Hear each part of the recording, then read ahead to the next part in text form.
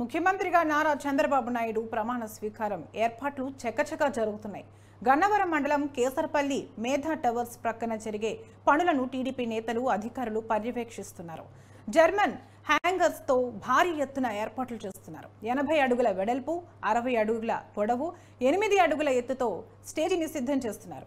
Stage పనులను తిరుపతి జేసీ Dhyan Chander, Vizag VMC commissioner Saikanth Varma పర్యవేక్షిస్తున్నారు. 800 అడుగుల పొడవు, 420 అడుగుల వెడల్పు గల జర్మన్ హ్యాంగర్స్ తో భారీ టెంట్ వేస్తున్నారు. టీడీపీ నేత అచ్చెన్నాయుడు, సిఎస్ నీరబ్ కుమార్ ప్రసాద్, డీజీపీ హరీష్ కుమార్ గుప్తా పరిశీలించారు.